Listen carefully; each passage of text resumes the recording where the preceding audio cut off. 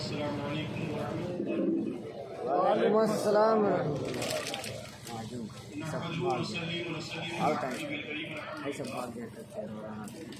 لله كفى وسلام على عباده الذين اصطفى أعوذ بالله من الشيطان الرجيم بسم الله الرحمن الرحيم قد جاءكم من الله نور وكتاب مبين صدق الله العظيم. آئیے ہمارا اپنی آقا و مولا جناب محمد رسول اللہ صلی اللہ علیہ وسلم کی بارگاہ بکس پنامی ہدیہ درود پیش کریں اور آواز اللہم صلی اللہ سیدنا مولانا محمد وعلى آل سیدنا مولانا محمد وبارک وسلم السلام والسلام علیہ یا رسول اللہ. آج کی یہ محفل دیکھ کر کے بڑی خوشی ہوئی. اللہ رب العزت آپ لوگوں کی ایمان کو اسی طریقے سے سلامت رکھے. یہ ہم لوگ اکثر جلسوں میں دیکھ جاتے ہیں تو 12 بجتے بجتے عوام کا بار ہوتا ہے، مگر یہ سریا جیسے گاؤں میں جو ہے بڑی خوشی ہوئی دیکھ کر کے کہ اللہ نے اس گاؤں والوں کے دلوں میں ایمان کا جذبہ فرمایا ہے کہ اتنی رات میں بھی جمعی کے ساتھ. ورنہ اکثر جگہوں میں یہ ہوتا ہے کہ جو ہے 12 بجے کے بعد لوگ جو ہے چلے جاتے ہیں، مگر یہ اللہ کا بے پناہ فضل رسول کریم صلی اللہ علیہ وسلم کہتا ہے کہ آپ لوگ آج بھی جو ہے اس لیے رات میں آپ لوگ بیٹھے. پروردگار عالم آپ لوگوں کے دل میں ایمان کی اور جذبہ عطا فرمائے. دیکھیے آج کی یہ محفل آمد رسول صلی اللہ علیہ وسلم کی یاد میں منعقد کی گئی. میرے خیال سے شاید ہر سال لوگ کرتے ہوں، مجھ کو معلوم نہیں کیونکہ میں قریب 10-12 سال بعد یہ پہلا اتفاق ہے کہ میرے گلوبل کے مہینے میں کرتا ہوں. ورنہ اکثر یہ ہوتا تھا کہ میں باہر ہی رہتا تھا، مگر پہلی مرتبہ یہاں رہنا ہوا تو بڑی خوشی ہوئی. اس علاقے کے بھی مسلمان بیدار ہیں کہ سرکار کی میلاد منانے کی. مگر سب سے ضروری چیز کیا ہم لوگوں کے لیے ہے کہ ہم لوگ دیکھیے تھوڑی دیر کے لیے ہم لوگ اپنے آپ کو جو ہے بڑا جو ہے جذبہ دکھاتے ہیں کہ جذبہ تھوڑی دیر کے لیے نہیں رہنا چاہیے، ہمیشہ قائم رہنا چاہیے. اور تقریر نہیں کرنے کو آپ طرف سے کہا، آپ صاحب نے کہا تقریر بھی مجھ کو کرنا نہیں ہے، بس تھوڑی باتیں مجھ کو آپ کو بتانا ہے کہ دیکھیے ہمیں اور آپ کو کرنا کیا ہے کہ ہمیں زندگی اس طریقے سے گزارنی چاہیے کہ دیکھنے والا دیکھے تو سمجھے کہ کوئی بے شک. سبحان اللہ. اللہ کے رسول صلی اللہ علیہ وسلم جب تک اس دنیا میں تشریف نہیں لائے تھے، آپ کی تشریف آوری سے پہلے عالم کیا تھا کہ لوگوں کو جینے کا سلیقہ نہیں تھا. آپ تاریخ اٹھا کر کے پڑھیے، اگر ایک انسان کا قدم دوسرے انسان سے ٹکرا جاتا تو اس کے خون میں پیاسا ہو جاتا. لوگ بچیوں کو زندہ دفن کر دیا کرتے تھے. کیوں دفن کرتے تھے کہ اگر میرا جو ہے میری لڑکی کسی کے گھر پہ جائے گی اور وہ داماد بن کر کے آئے گا تو میری گردن جھک جائے گی. یہ ذہنیت تھی لوگوں کی. اور بیوہ عورتوں کو جینے کا حق نہیں تھا. یہ سب چیزیں بہت سی چیزیں تھی. اللہ کے رسول جب اس دنیا میں تشریف لائے ہیں، آپ کی تشریف آوری سے ہر طرف روشنی ہی روشنی پھیل گئی، اجالا ہی اجالا پھیل گیا.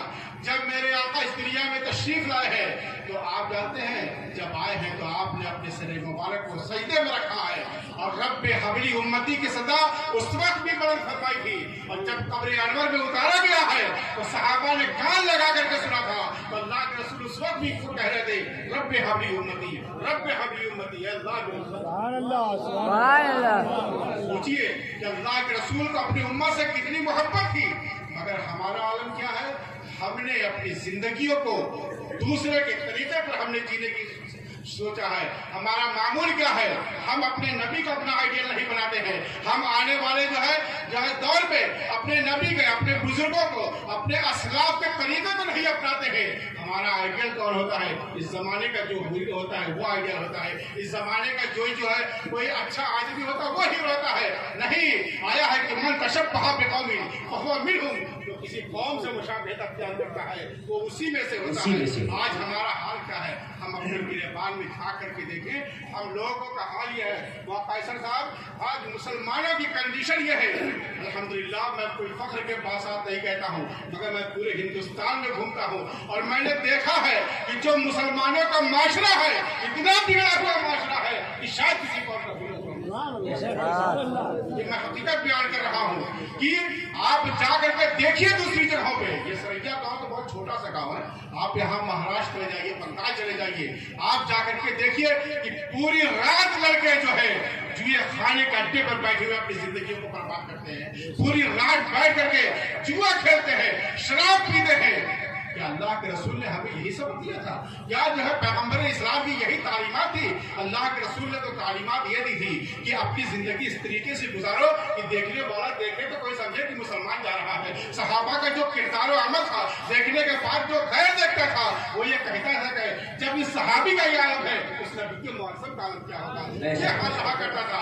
आज हमारा हाल ये है, आज से पहले, आज आप ज्यादा नहीं, आज से 100 साल पहले पीछे की जिंदगी को देखिए, तो देखिए बुजुर्गों के तरीके के, देखिए इंसानों की जिंदगी को भी देखिए, इन लोगों ने अपनी जिंदगियों को गुजारा है तो किस तरीके से गुजारा है। देखने वाला जब देखता था तो उनकी तरफ माइल होता था कि कोई मुसलमान है, उसका अदब एहतराम करता था।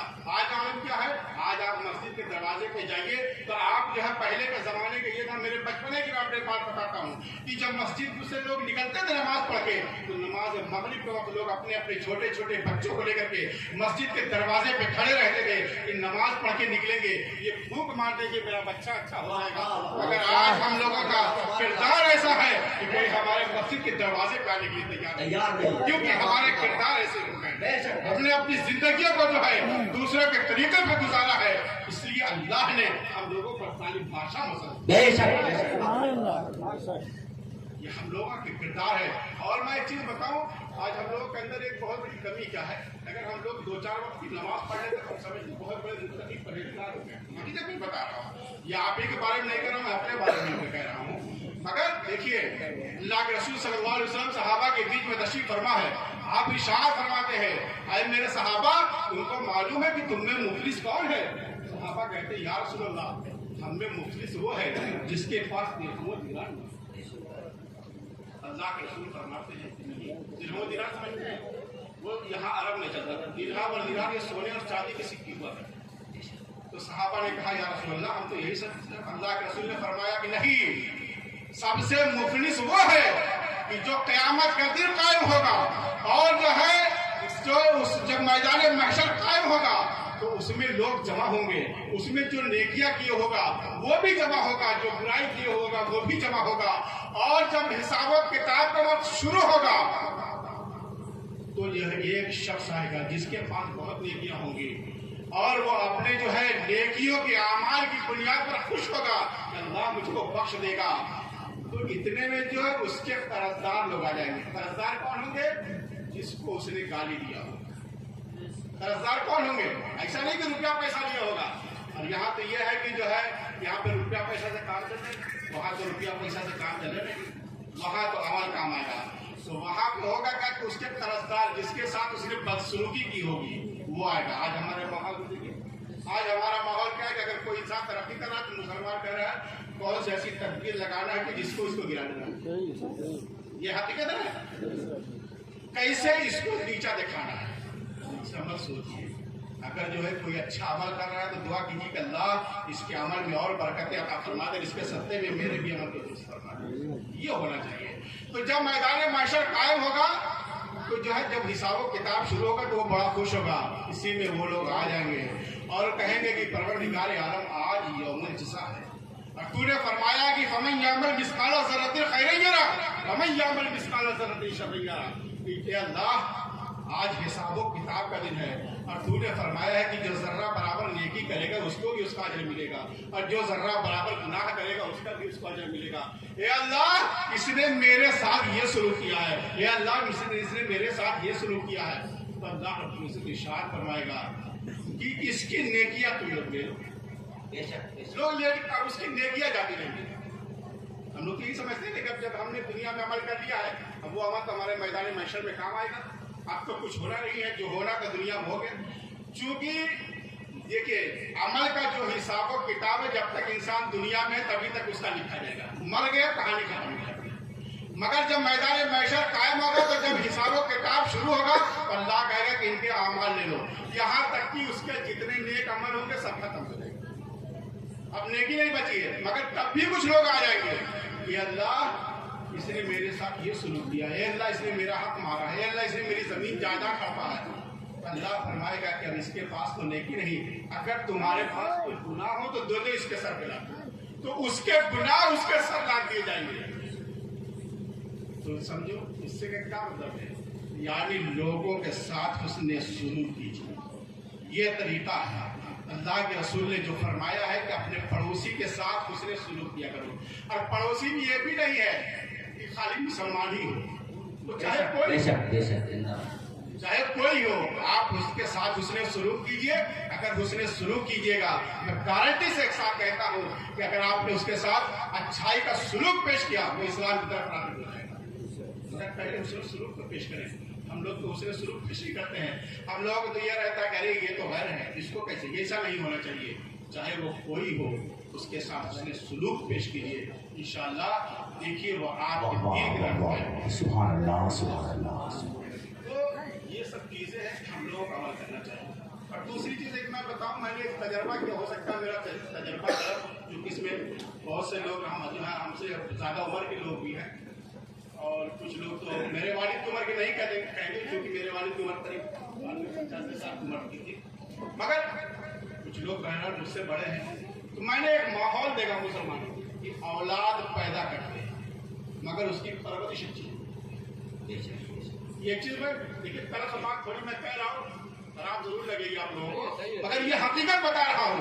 औलाद पैदा करना कमाल नहीं है, उसकी अच्छी तरबियत करना कमाल होता है। आया है कि कुल्लु मौलूदिन यूलदु अलल फितरति व अबवाहु औ युहविदानिही औ युनस्सिरानिही औ युमज्जिसानिही। हर बच्चा फितरत इस्लाम ही पर पैदा होता है, उसके माँ बाप उसको यहूदी, नसरानी, मजूसी जो जगह।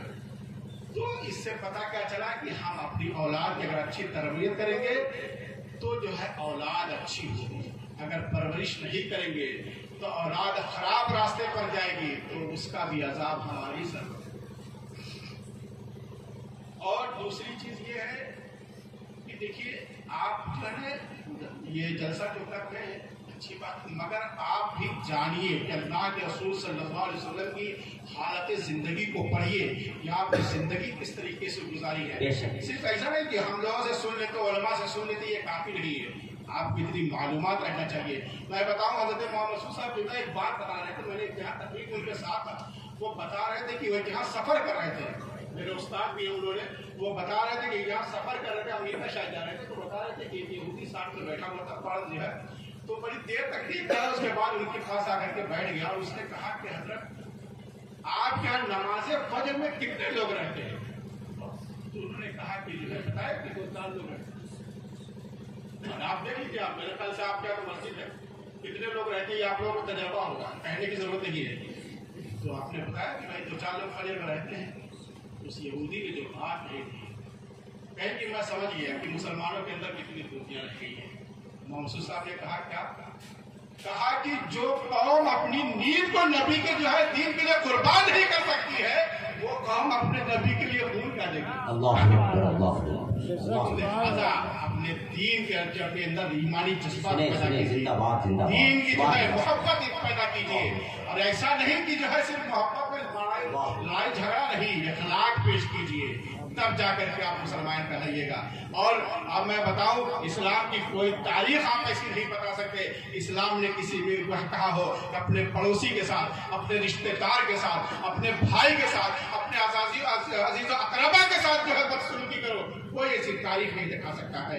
अगर तारीख में कोई मिलेगा तो सबके साथ उसने सुलूक करने के लिए कहा गया है, ये तरीका। सुभान अल्लाह, सुभान अल्लाह। आप लोग तारीख को पढ़िए भाई। आप कुछ लोग किसी बुरे हो गए कि लोग नहीं, मगर कम से कम अपने बच्चों को इस्लाम की तरफ राग़िब कीजिए, ताकि उनको दीन की तालीम दिलाइए कि अपने वालिदैन के साथ कैसे सलूक करना चाहिए। एक चीज मैं बताऊं, आजकल जमाना ऐसा है कि जो है माँ बाप औलाद को बाप को उसके बड़ा करते हैं, उसके बाद औलाद बाप को किनारे लगाए। ये बहुत आम है, ये मेरे ख्याल से हर बिरादरी, मगर हम लोगों में ज्यादा है। और कुछ लोगों को तो मैंने कहते सुना हुआ कहें कि माँ बाप का काम है पैदा करना, उसके बाद उनका काम सही गलत है। वालिदैन की जिम्मेदारी औलाद के ऊपर है। जब तक माँ बाप जो है उनकी जिम्मेदारी संभाल रहे हैं, और जब वो इस लायक हो जाए, उनकी जिम्मेदारी है कि अपने वालिदैन की जो है जिम्मेदारियों को अपने कंधे पर उठाएं, वरना उनकी भी पकड़ हो जाएगी। اور میں بتاؤں حضرت سیدنا فاروق اعظم رضی اللہ تعالیٰ عنہ کے زمانے میں جب فلسطین کا علاقہ فتح ہوا تھا تو جانے اس وقت حضرت عمر ابن خطاب اپنے غلام کے ساتھ جو ہے جا رہے تھے، اور جو ہے اس وقت وہاں پر حضرت عبیدہ ابن جراح وغیرہ وہاں موجود تھے. تو اس میں حضرت عمر ابن خطاب نے اپنے غلام سے کہا تھا کہ کچھ دور میں اونٹ پر بیٹھوں گا، کچھ دور تم بیٹھا. یہ معاہدہ ہوا تھا غلام میں اور حضرت فاروق اعظم میں. جب جانے لگے تو جب وہاں پہ اس علاقے میں قریب آ گیا تو اس وقت جو ہے وقت آ گیا تھا غلام کو اونٹ پہ بیٹھنے کا. تو غلام سے کہا حضرت فاروق اعظم نے کہ غلام اب تیرا وقت آ گیا ہے، تو اونٹ پہ بیٹھ جا. تو غلام نے کہا کہ حضور اب تو دشمن کی فوج سامنے ہے، اگر میں بیٹھوں گا تو لوگ کیا کہیں گے؟ آپ نے فرمایا تھا کہ اے غلام یہی تو وقت ہے کہ نبی کے دین کے جو ہے کردار کو پیش کرنے کا وقت ہے، یہی تو دکھانے کا وقت ہے کہ جو ہے یہاں پر امیر و غریب میں فرق نہیں ہے، یہاں آقا غلام میں فرق نہیں ہے. جو معاہدہ ہوتا ہے بلکہ جو ہے حضرت عبیدہ ابن جراح سے وہاں کے لوگوں نے کہا تھا یہ جو کالا حبشی جو ہے اونٹ پر بیٹھا ہوا یہ تمہارا آقا ہے. تو حضرت عبیدہ ابن جراح کی آنکھوں میں آنسو آ گیا تھا اور آپ نے فرمایا کہ نہیں، جو اونٹ کی نکل پکڑے ہوئے ہے یہ میرا سبحان اللہ.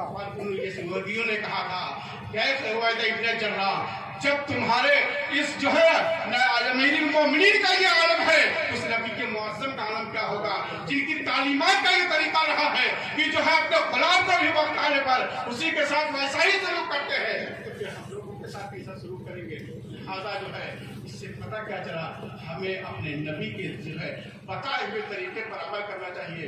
دنیا بھی کامیاب ہوگی، آخرت بھی کامیاب ہوگی. اللہ رب العزت کی بارگاہ میں دعا ہے کہ پروردگار عالم ہمیں اور آپ کو صراط مستقیم پر چلنے کی توفیق عطا فرمائے اور ایمان پر ثابت قدم رکھے اور ایمان پر خاتمہ فرمائے. استغفر اللہ ربی من کل ذنب.